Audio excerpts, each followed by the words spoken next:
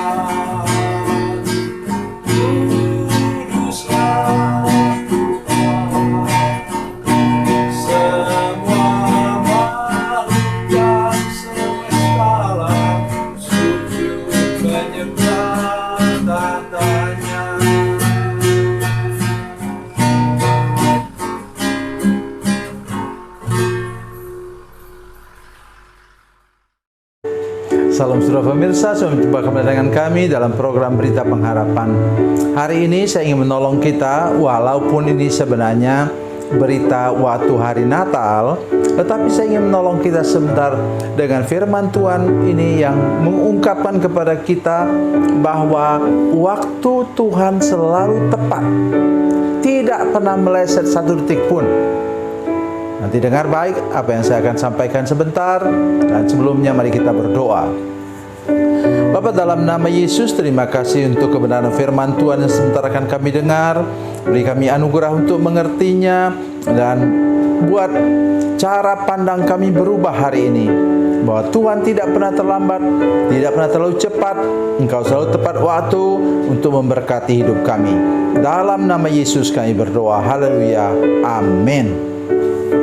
Saudara pemirsa, mari kita buka firman Tuhan dari Injil Lukas Injil Lukas pasalnya yang kedua, Injil Lukas pasal 2 ayat yang ke-6 dan ke-7.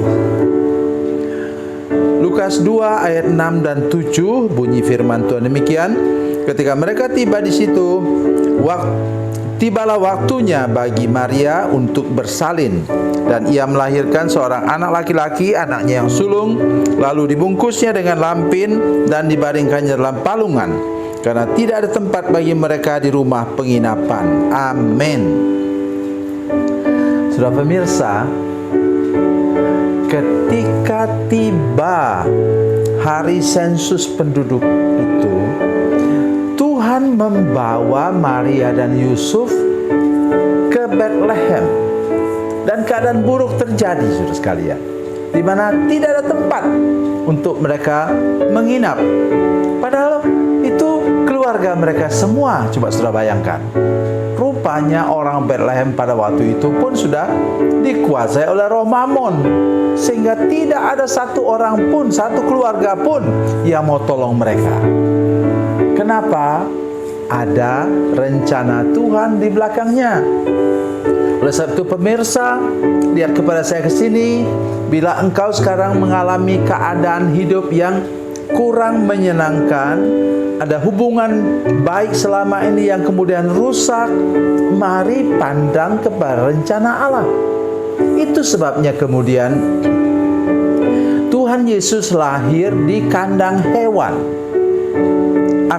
Arti rohaninya adalah bahwa rupanya hati manusia itu sudah lebih kotor daripada kandang hewan. Kalau tidak, kita tidak dapatkan pengertian yang seperti itu. Baik, sudah lihat dulu 9 bulan 10 hari yang lalu, Tuhan menggaruk tangan dari Kaisar Agustus. Kerajaannya mulai dari Spanyol, Portugal ke sana, atau Aljazair, Maroko ke sana, sampai ke India. Begitu besar kerajaan Romawi pada waktu itu. Saudara pemirsa, dia ambil kemudian ballpoint pada waktu itu terbuat dari bulu angsa, dicelupkannya ke dalam tinta, dan dia tuliskan tanggal sekian, bulan sekian, harus semua orang berkumpul ke tempat kelahirannya. So lihat, ratusan juta umat manusia bergerak kemana-mana, saudara sekalian. Oleh karena apa? Oleh karena perintah dari Kaisar Agustus, pemerintah tertinggi, raja, di atas raja lagi, itu Kaisar. Saudara pendengar saya, maksud firman Tuhan, karena Yesus satu orang yang akan lahir, maka seluruh dunia bergerak. Luar biasa. Oleh sebab itu, apa susahnya Tuhan menggerakkan orang kaya, Tuhan menggerakkan seorang pemimpin bangsa bahkan, untuk demi kepentingan gerejanya, demi kepentingan umatnya dalam perjanjian baru ini, demi kepentingan saudara dan saya. Tuhan bisa buat sesuatu yang luar biasa, yang bersejarah untuk menolong kita. Itu maksud saya. Mari kita belajar percaya, belajar untuk yakin bahwa Tuhan yang engkau sembah adalah Tuhan yang pegang kendali, dan Tuhan yang berkuasa untuk membalikkan keadaan. Jangan pernah lupa itu. Ya, sehingga engkau nanti mengerti bahwa seburuk apapun langkah yang engkau lewati, itu ada maksud Tuhan di belakangnya yang engkau mungkin sekarang belum tahu. Oleh karena itu, tetap beriman walaupun suasana seperti itu. Ya, kalau seandainya, ya saya mau berandai-andai sebentar. Kalau seandainya kemudian Yusuf berpikir, kok begini ya? Saya membawa seorang ibu, istri saya, yang katanya mengandung seorang bayi, yaitu Yesus Kristus juru selamat. Kok begini ya? Tapi tidak, saudara sekalian. Beruntunglah bahwa Yusuf itu tukang kayu, imannya polos. Maria juga begitu, imannya polos. Dia tidak komplain sama sekali katanya, walaupun harus tidur di kandang hewan. Sudah tahu? Kira-kira harum bau di situ siapa? Bau apa? Itu sebabnya mengapa yang Tuhan perintahkan untuk mengalami, melihat sendiri kelahiran Yesus itulah para gembala. Hanya para gembala yang akrab dengan bau kotoran hewan. Itu sebabnya mengapa Tuhan suruh mereka datang untuk bertemu dengan bayi Yesus yang baru lahir. Baik kita semua, kita akrab atau tidak dengan gereja? Oleh sebab itu kadang-kadang saudara sekalian, kita sedih karena berkat Tuhan itu sulit sekali tercurah kepada kita. Oleh karena apa? Kita tidak akrab dengan tempat Dia dipuji dan disembah tiap-tiap hari. Hari ini mari kita mulai berubah sikap. Ya, lebih akrab dengan gereja, lebih akrab dengan hamba Tuhan di gerejamu, lebih akrab dengan semua orang percaya di jemaatmu, sehingga lebih mudah Tuhan menggenapi janjinya pada engkau. Itu yang harus engkau renungkan benar-benar pada hari ini. Yang kedua, mari kita lihat ayat yang ke-7.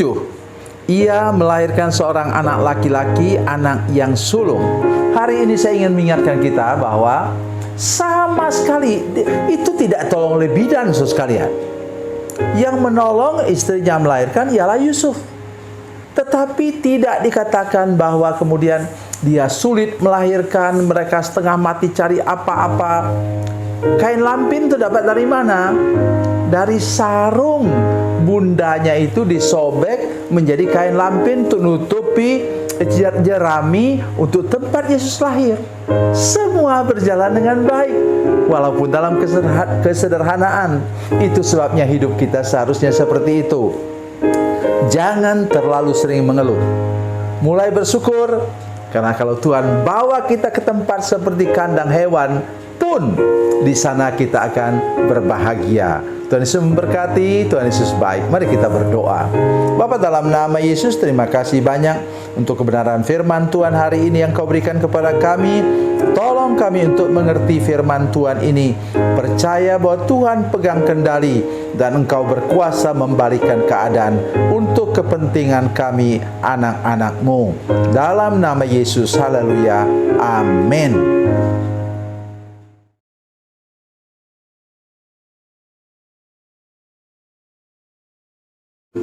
Salam saudara pemirsa, mengakhiri program ini saya mohon kepada saudara-saudara pemirsa sekalian untuk bila saudara menyaksikan program ini melalui channel YouTube, maka tekan subscribe dan bunyikan lonceng.